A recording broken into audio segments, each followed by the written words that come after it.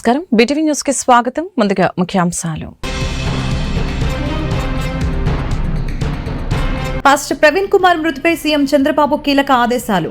Pastor మృతిపై అనుమానాలు ఉన్నాయంటూ క్రైస్తవ సంఘాల ఆందోళన. అన్ని కోణాల్లో దర్యాప్తు చేయాలంటూ చంద్రబాబు ఆదేశం. రెండో రోజు కలెక్టర్ల సదస్సులో జోన్ 1 పరిధిలోని 6 జిల్లాలపై సీఎం సమీక్ష.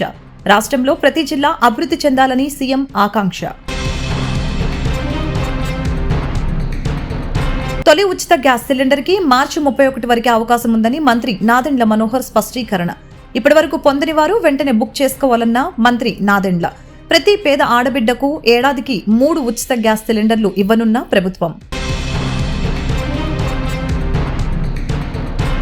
వక్ఫ్ సవరణ బిల్లును వ్యతిరేకిస్తున్నామని తెలిపిన ఆల్ ఇండియా ముస్లిం పర్సనల్ లా బోర్డు. రేపు రాష్ట్ర ప్రభుత్వం ఇచ్చే ఇఫ్తార్ విందుని బాయ్కాట్ చేయాలని నిర్ణయం. పాస్టర్ ప్రవీణ్ కుమార్ మృతిపై ముఖ్యమంత్రి చంద్రబాబు కీలక ఆదేశాలు జారీ చేశారు. ఈ ఘటనపై రాష్ట్ర హోంమంత్రి అనితకు ఫోన్ చేసి ఘటనపై ఆరా తీశారు. అన్ని కోణాల్లో దర్యాప్తు చేయాలంటూ చంద్రబాబు ఆదేశాలు జారీ చేశారు. రాజమండ్రి శివార్లో పాస్టర్ ప్రవీణ్ కుమార్ మృతిపై వస్తున్న ఆరోపణలపై ఏపీ సీఎం చంద్రబాబు స్పందించారు. పాస్టర్ మృతిపై అన్ని కోణాల్లో దర్యాప్తు జరపాలని ఆదేశించారు. ఈ ఘటనపై రాష్ట్ర హోంమంత్రి అనిత తూర్పు గోదావరి జిల్లా ఎస్పీ నరసింహ కిషోర్ కి ఫోన్ చేసి ఘటనపై ఆరా తీశారు. ఘటన జరిగిన ప్రాంతంలో సీసీ కెమెరాల ఫుటేజీలను పరిశీలించాలని ఆదేశించారు. రాజానగరం సీఐ వీరయ్య గౌడ్ మాట్లాడుతూ రాజమండ్రి శివారు కొంతమూరు వద్ద రోడ్డు ప్రమాదం జరిగిందని, ఈ ప్రమాదంలో పాస్టర్ ప్రవీణ్ మరణించాడని చెప్పారు. హైదరాబాద్ నుంచి బుల్లెట్ పై బయలుదేరిన ప్రవీణ్ అర్ధరాత్రి సమయంలో ప్రమాదానికి గురయ్యారని తెలిపారు.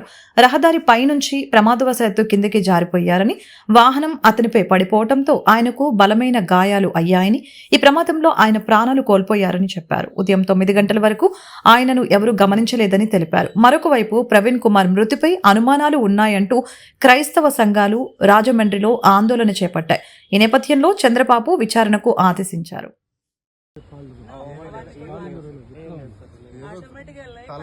తల మీద కొట్టి చంపేశారేమో అన్న డౌట్ సార్. అది మరి మీరు పోస్ట్ మార్టం చేసిన తర్వాత వాట్ ఈజ్ వాట్ అనేది మీరే చెప్పాలి.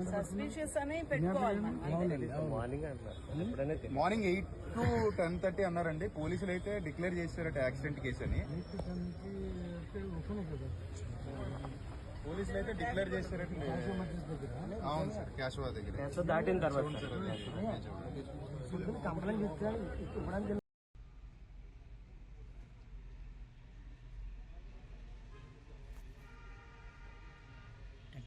రాష్ట్రానికి సుపరిచితమైన నాయకుడు, క్రైస్తవ సమాజానికి, తెలుగు క్రైస్తవ సమాజానికి ఆయన విషయంలో మాకు అనుమానం ఉంది. ఆయన మరణం ఎందుకు అనుమానం అంటే రికార్డెడ్ గా యూట్యూబ్ లో ఆయన నాలుగు పోషిస్తానని, ఆయన కన్ను పీకేస్తానని ఎవరైతే మాట్లాడిన వీడియోలు ఇప్పటికీ యూట్యూబ్ లో వీడియోలు ఉన్నాయి. మొదలు ఎవరైతే ఉన్నారో నువ్వు ఎలా బతుకుతారో మేము చూస్తారని ఆయన డైరెక్ట్ వార్నింగ్ ఇచ్చే. నెల క్రితం కూడా ఆయన ఏమన్నాడంటే, నాకు ప్రాణ సంఘటన ఉంది, నాకు ప్రాణ భయం ఉంది, నాకు ఆయనకి ఏదైతే ఉందో ఆయనకి ఇబ్బంది కలుగుతుందని ఆయన స్వయంగా ఆయన ఫేస్బుక్ ఐడీలో ఆయనే పోస్ట్ చేశారు.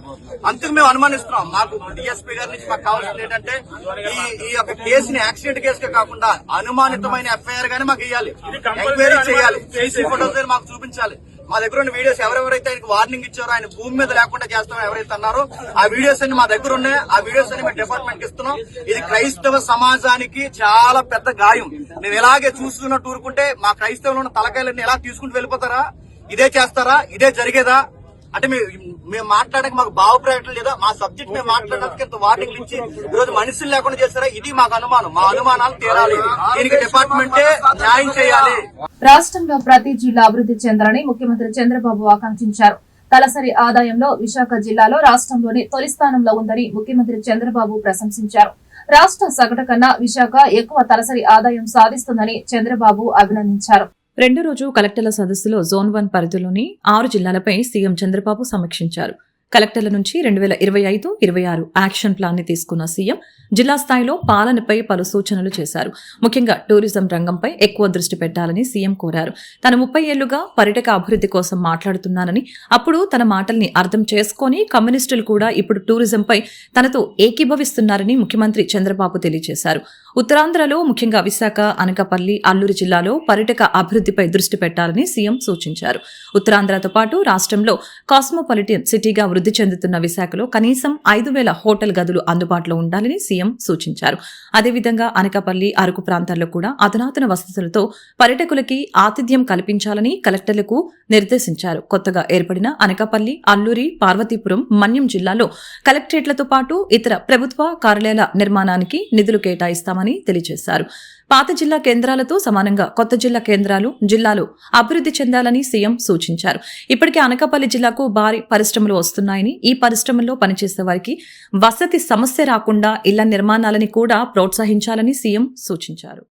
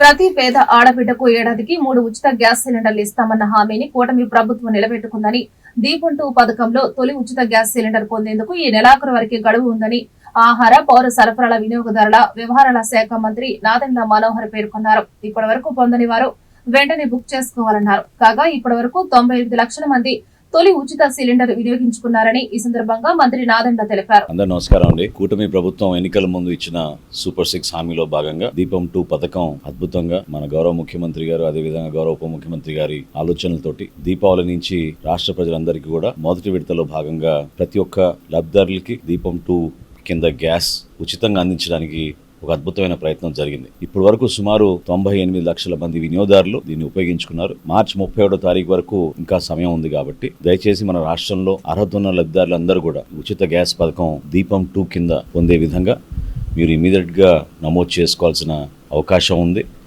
మరి ఏప్రిల్ 1 నుంచి కొత్తగా మళ్ళీ 3 గ్యాస్ సిలిండర్లు ఇవ్వబోతున్నాం కాబట్టి ఆ కార్యక్రమం ప్రారంభం అవ్వకుండా ముందు ఈ కార్యక్రమంలో మొదటి విడతలో భాగంగా ఉన్న ఒక ఉచిత గ్యాస్ సిలిండర్ని ముందుగా మీరు మార్చి 31వ తారీఖు లోపు తీసుకోవాల్సిన అవసరం ఖచ్చితంగా ప్రతి ఒక్కరికి ఉందని ఈ సందర్భంగా గుర్తు చేస్తూ దయచేసి ఇమీడియట్గా మీరు నమోదు చేసుకుని మార్చి 31వ తారీఖు కల్లా మీరు గ్యాస్ బుకింగ్ చేసుకోమని మరొకసారి రాష్ట్ర ప్రభుత్వం తరఫున పౌర సరఫరాల శాఖ నుంచి మీ అందరికీ కూడా విన్నవించుకుంటున్నాం.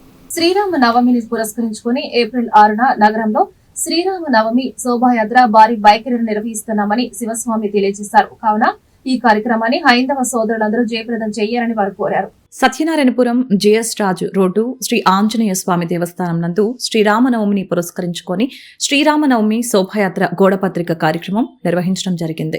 తొలుత ఆంజనేయ స్వామి దేవస్థానంలో పూజలు నిర్వహించి శివస్వామి నేతృత్వంలో శ్రీరామనవమి శోభాయాత్ర గోడపత్రికను ఆవిష్కరించారు.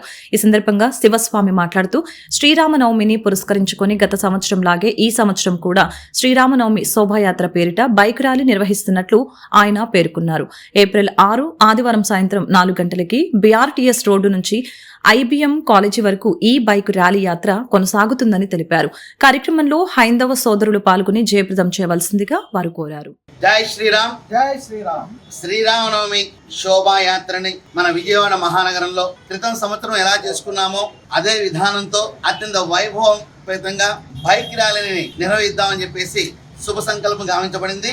6వ తారీఖున ఆదివారం సాయంత్రం 4 గంటలకి మన Satyanarayanapuram BRTC road Adi Shankaracharya circle నుంచి ప్రారంభమై ఐబీఎం కాలేజీ దగ్గర ముగింపుగా ఇది పూర్తి చేద్దామని అనుకోవడం జరిగింది. విజయవాడ చుట్టుపక్కల గ్రామాల నుంచి విజయవాడ నగరంలో ప్రజలందరూ కూడా ఈ బైక్ ర్యాలీలో అత్యంత ఉత్సాహంగా పాల్గొని మన చైతన్య స్ఫూర్తిని సమాజానికి మరింత మెరుగుగా అందించాలని, ఎప్పుడైతే శ్రీరామనవమి కార్యక్రమంలో పాల్గొన్నామో ఆ రాముడి యొక్క దివ్య ఆశీస్సులతో పాటు ఆయన యొక్క ధర్మ నిరతి మన జీవితాల్లో మనం నింపుకున్న వాళ్ళం అవుతాం.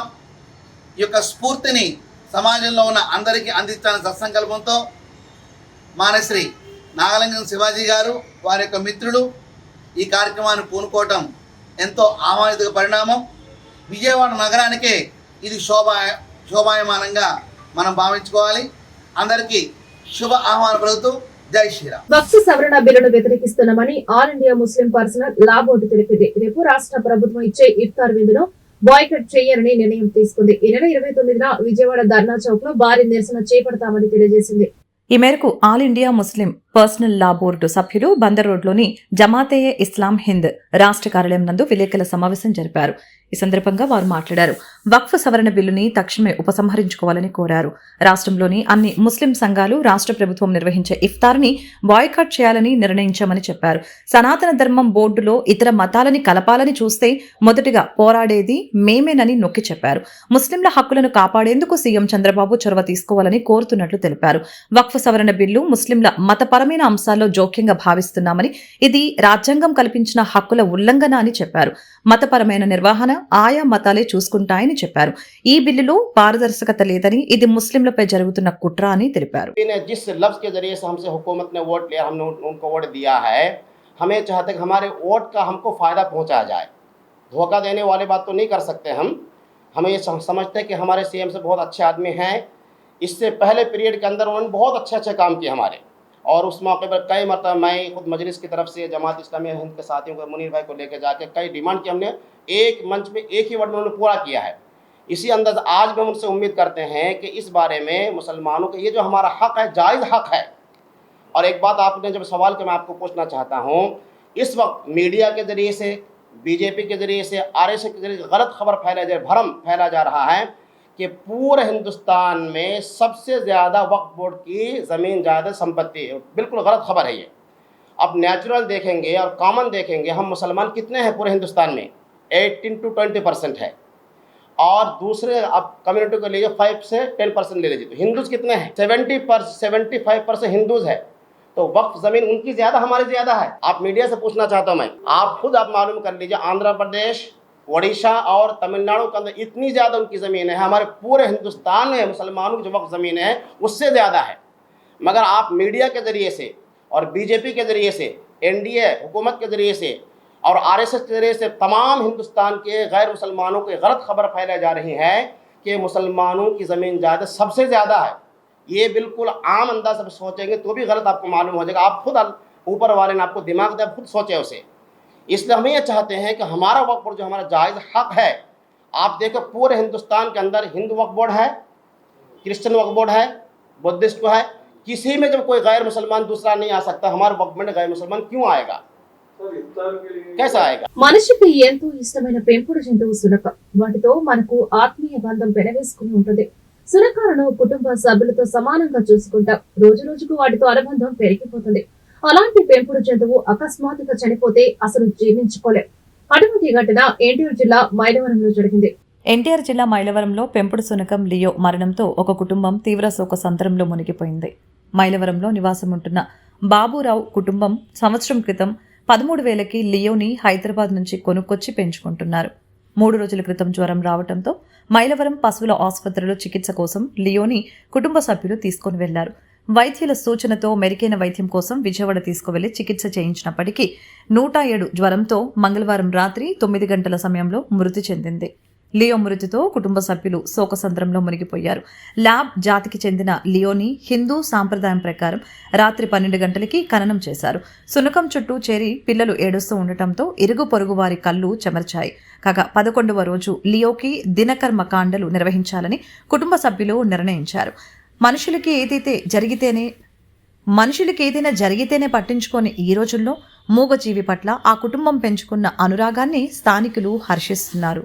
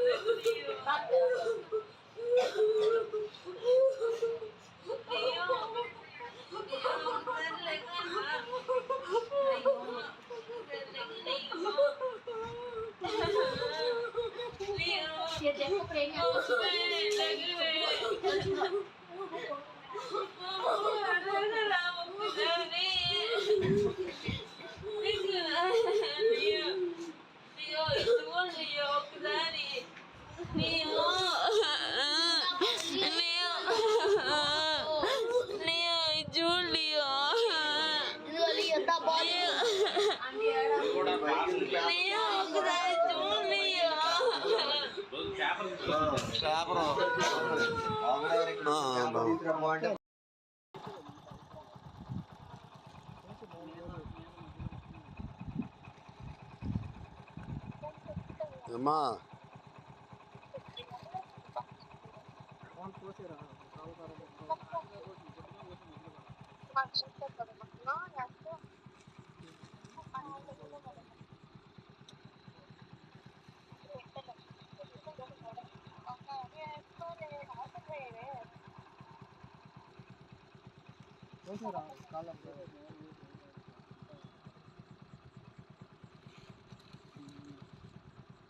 పట్టుకోమ్మా అమ్మాయి చూపి.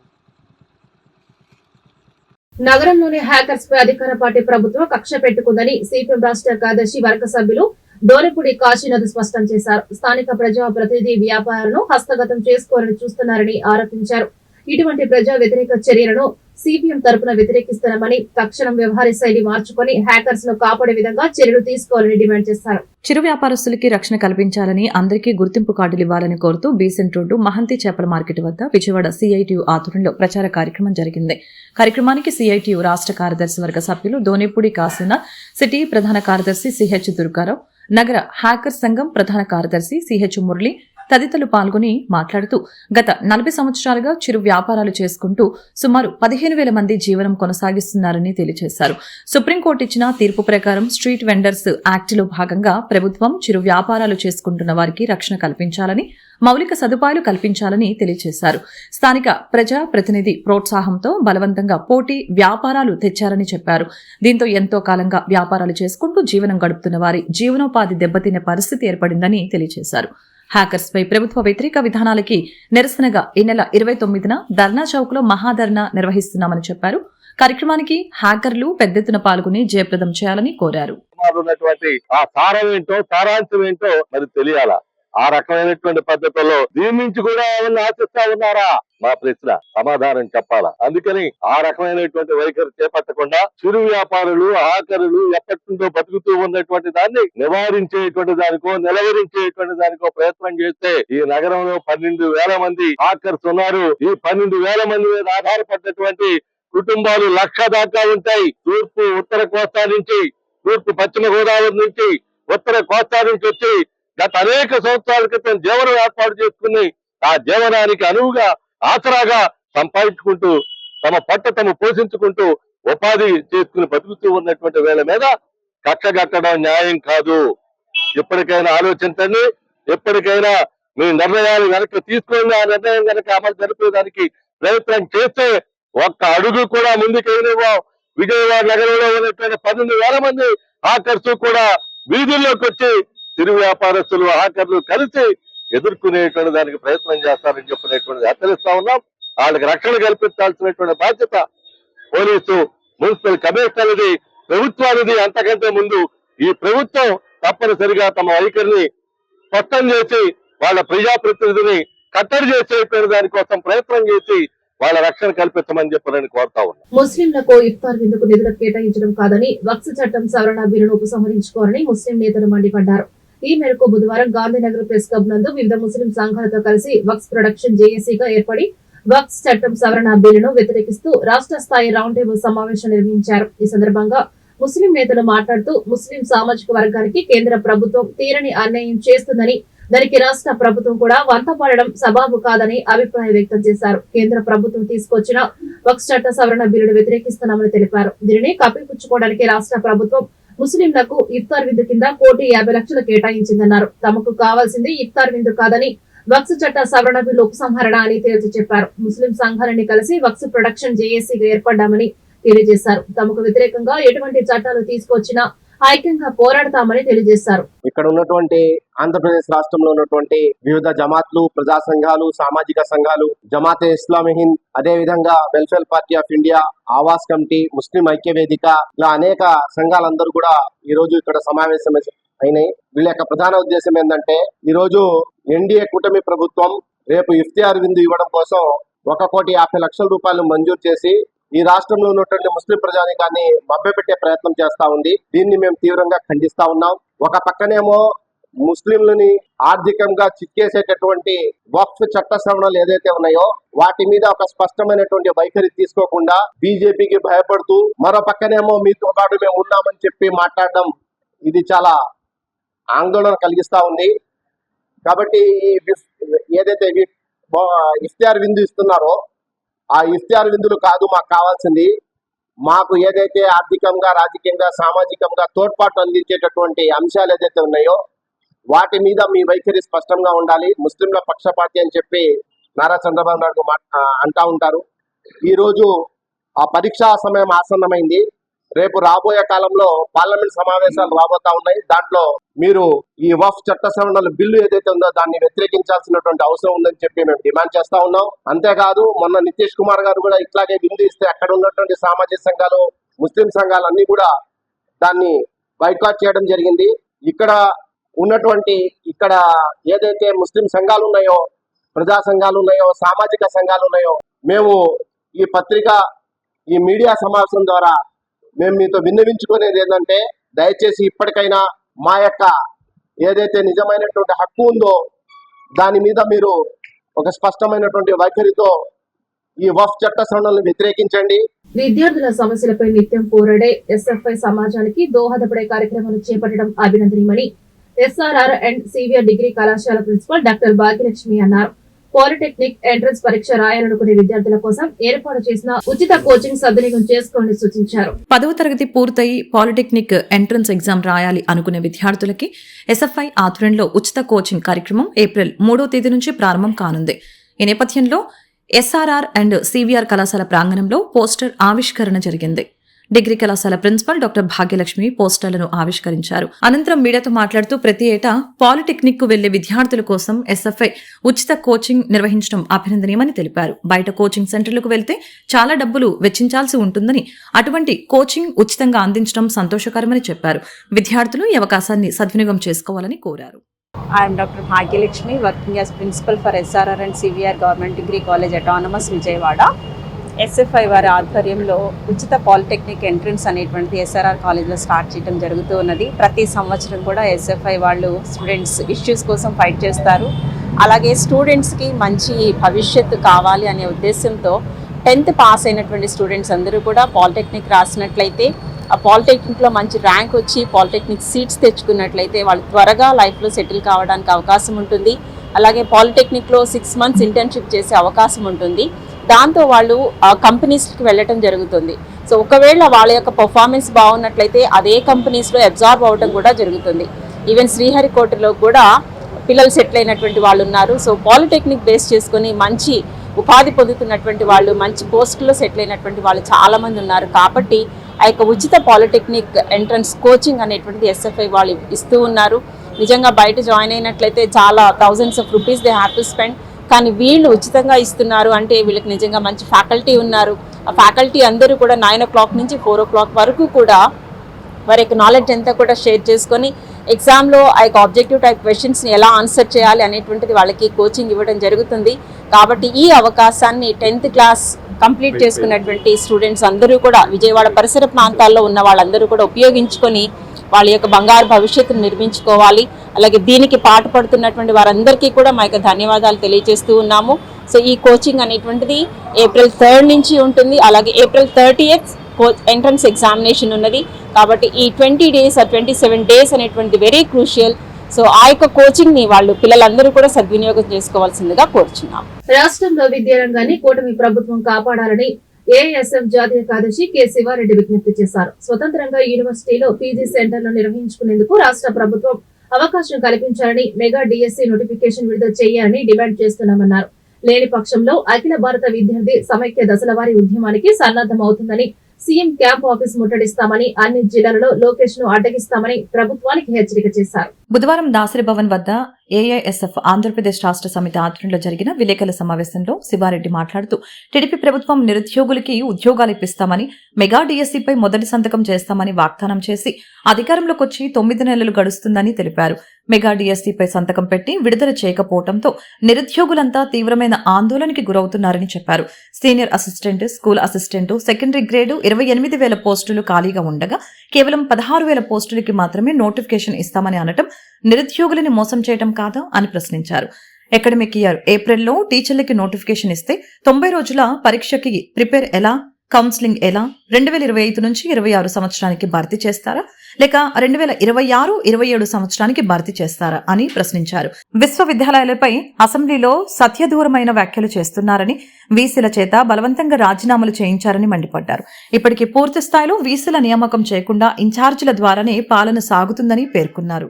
ఇవాళ ఆంధ్రప్రదేశ్ రాష్ట్ర ప్రభుత్వం టీడీపీకి అధికారంలోకి వచ్చి సుమారుగా 9 నెలలు గడుస్తూ ఉంది.